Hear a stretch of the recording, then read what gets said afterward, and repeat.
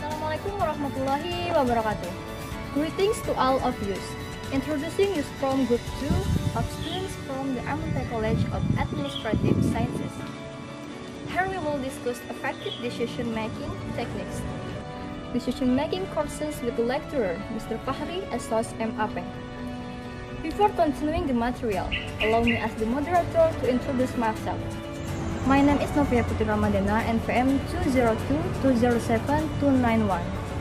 And don't forget to listen out to the video carefully so that you understand. Let's get started.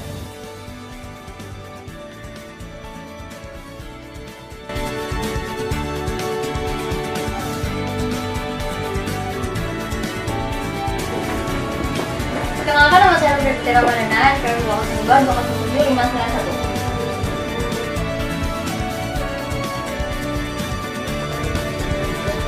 Saya Pinky Hairi dengan NPM 202207562.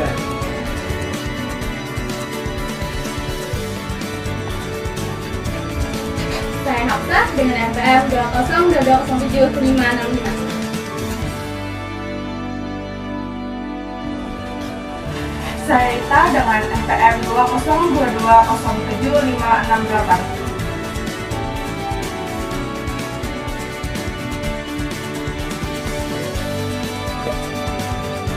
Perkenalkan, nama saya Muhammad Yadi dengan NPM 2202207-583. Saya Nur Halimah dengan NPM 202207589. Saya Rizka Artina, NPM 202207599.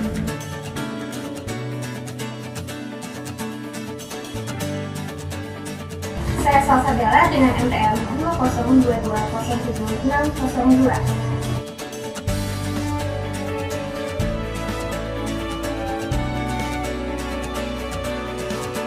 Saya Siti Rahmadia, NPM 202207892. Saya Muhammad Alfi, NPM 1921068884.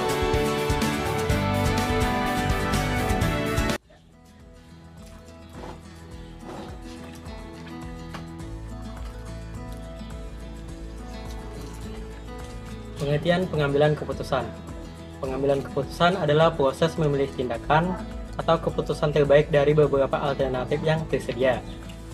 Ini melibatkan identifikasi masalah, pengumpulan informasi yang relevan, mempertimbangkan berbagai faktor, mengevaluasi konsekuensi dari setiap pilihan, dan akhirnya memilih tindakan yang dianggap paling tepat. Dalam pengambilan keputusan, penting untuk mempertimbangkan beberapa faktor, seperti tujuan yang diinginkan, risiko, konsekuensi jangka panjang, dan nilai-nilai pribadi.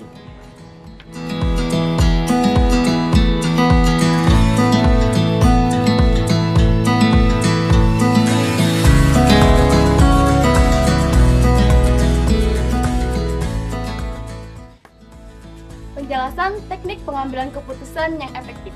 Pengambilan keputusan yang efektif sering melibatkan pemikiran kritis, analisis yang mendalam, dan pertimbangan yang cermat. Oleh karena itu, membutuhkan teknik pengambilan keputusan yang efektif. Teknik pengambilan keputusan adalah metode atau pendekatan yang digunakan untuk membantu individu atau organisasi dalam membuat keputusan yang tepat. Teknik ini membantu dalam mengorganisir informasi, menganalisis alternatif, dan memilih solusi terbaik berdasarkan kriteria tertentu.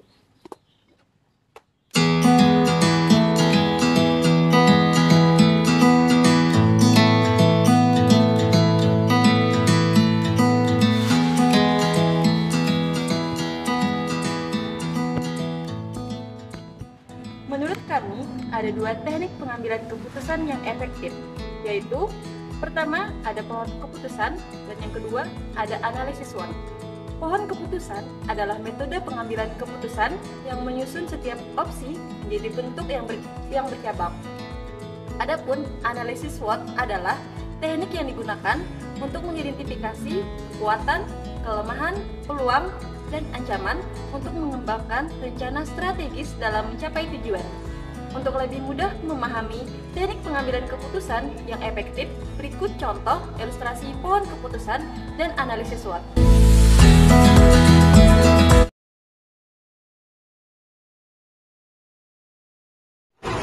Baik, semua kegiatan kita sampai di sini saja. Sampai jumpa di minggu depan. Terima kasih.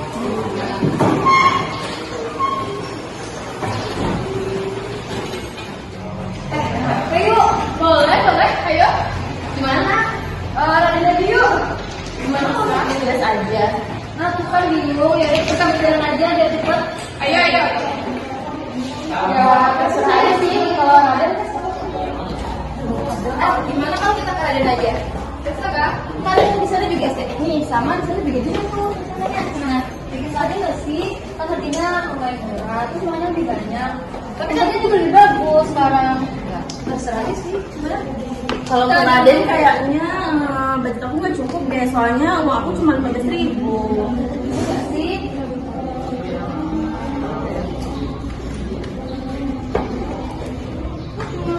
Itu loh. Oke, kita ngegas aja. Ngikut aja, ayo. Berdasarkan ilustrasi tersebut, dapat ditarik kesimpulan untuk Sigdegres menawarkan harga yang relatif lebih murah, tetapi tempatnya kurang estetik. Sedangkan Raden Kopi menawarkan harga relatif lebih mahal, tetapi tempatnya lebih besar. Jadi opsi yang mereka pilih adalah Sigdegres, karena menyesuaikan dengan budget mereka.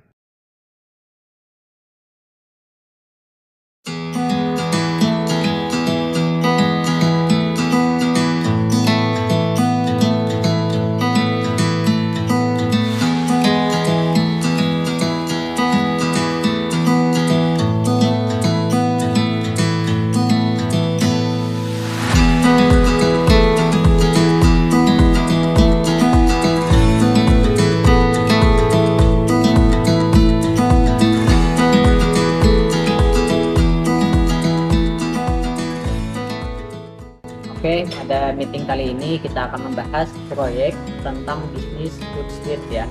Nah, yang dimana bisnis food street ini ya, kita harus mengetahui dulu kekuatan, kelemahan, dan juga ancaman bahkan peluang ya. Nah, sehingga kita bisa lebih meminimalisir ancaman-ancaman yang bisa membuat kerugian dalam proyek kali ini.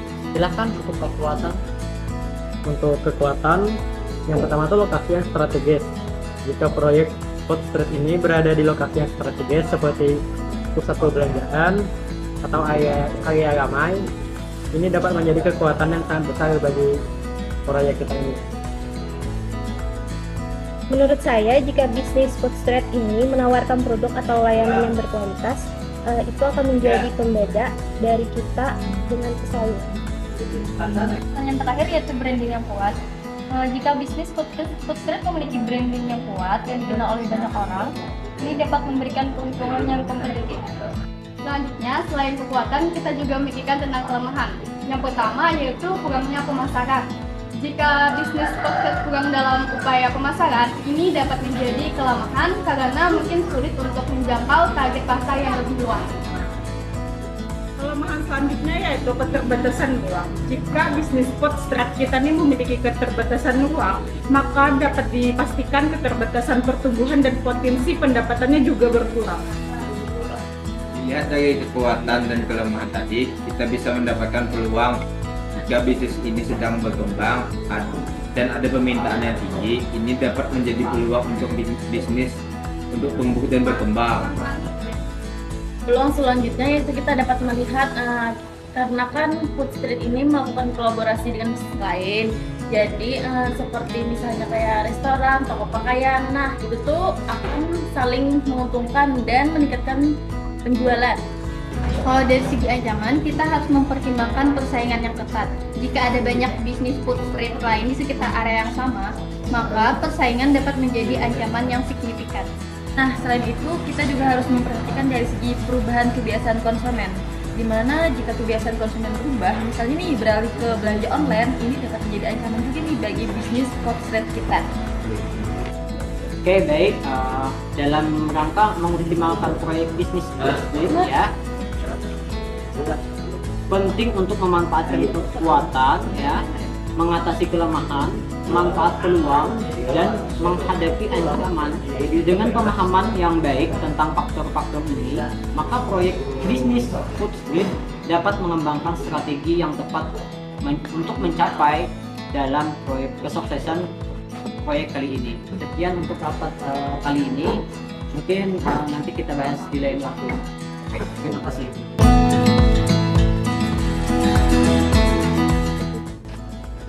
Dalam ilustrasi pengambilan keputusan menggunakan teknik pohon keputusan yang menentukan tempat santai yang worth it, di mana beberapa pertimbangan seperti kondisi tempat, suasana, menu, harga yang terjangkau.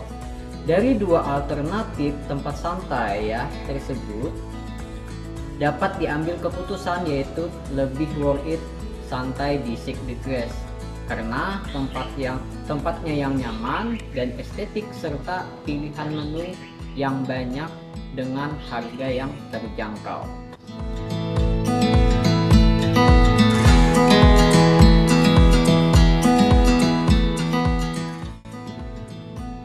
Teknik pengambilan keputusan yang kedua yaitu analisis SWOT.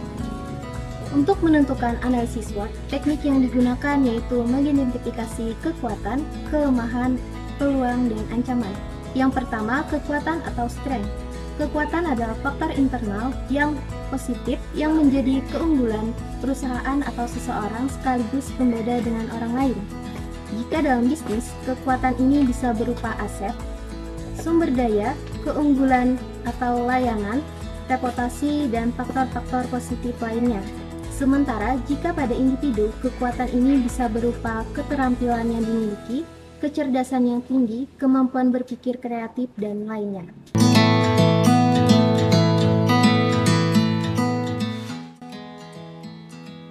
Kelemahan adalah faktor internal yang bersifat negatif yang dapat membatasi dan mempengaruhi kinerja atau keberhasilan perusahaan atau individu. Contohnya dalam bisnis, kelemahan ini bisa berupa produk kurang berkualitas, harga produk yang terlalu mahal dibandingkan harga pasaran, sumber daya manusia yang rendah, dan faktor negatif lainnya. Sementara pada individu, kelemahan ini bisa berupa kesulitan belajar, kurangnya kemampuan yang dimiliki, dan tidak dapat berkomunikasi secara efektif dengan orang lain.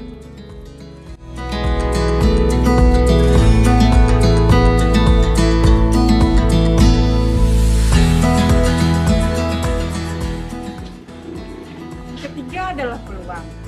Peluang adalah faktor eksternal yang bersifat positif yang dapat dimanfaatkan untuk mencapai tujuan dan berkembang. Jika pada individu, peluang ini dapat diartikan sebagai faktor eksternal yang dapat membuat berkembang dan meningkatkan kekuasaan dalam diri yang dimiliki.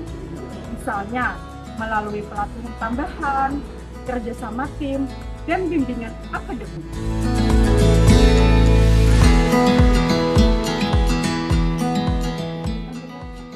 Yang keempat, ancaman.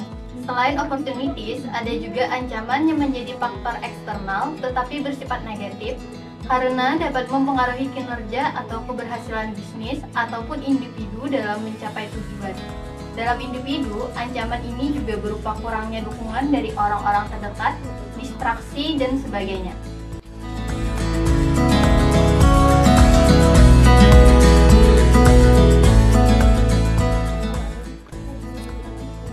Dari beberapa penjelasan tadi dapat disimpulkan bahwa dalam memaksimalkan analisis SWOT, kita dapat menggunakan informasi dengan cara mengambil tindakan yang konkret. Adapun beberapa langkah yang dapat diambil, yang pertama, memanfaatkan kekuatan. Identifikasi kekuatan utama bisnis dan memanfaatkan sebaik mungkin. Yang kedua, atasi kelemahan. Setelah mengidentifikasi kelemahan, buatlah rencana untuk mengatasinya. Yang ketiga, eksploitasi peluang. Identifikasi peluang yang ada dan manfaatkan secara optimal. Yang keempat, lindungi diri dari ancaman. Ketahui ancaman yang mungkin mempengaruhi bisnis Anda dan buat strategi untuk mengurangi dampaknya. Ada beberapa teknik-teknik pengambilan keputusan yang efektif, namun di sini kami hanya mengambil 2 teknik pengambilan keputusan yang efektif. Yang pertama yaitu pohon keputusan, yang kedua analisis SWOT.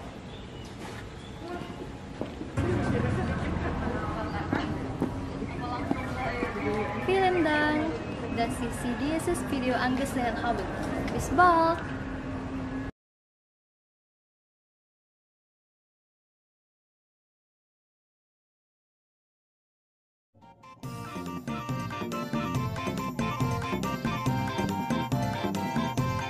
Pasukan bermarga, kalian dengarkan permusin kami, Rimakon. Bahasa. Saita dengan MPM 22 Saya Rizka dengan NPM 2. Rizka Timur. Saya Muhammad Alfi 1921.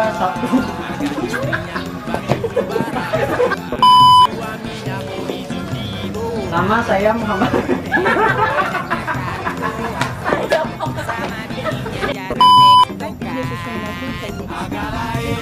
Oke. Nah,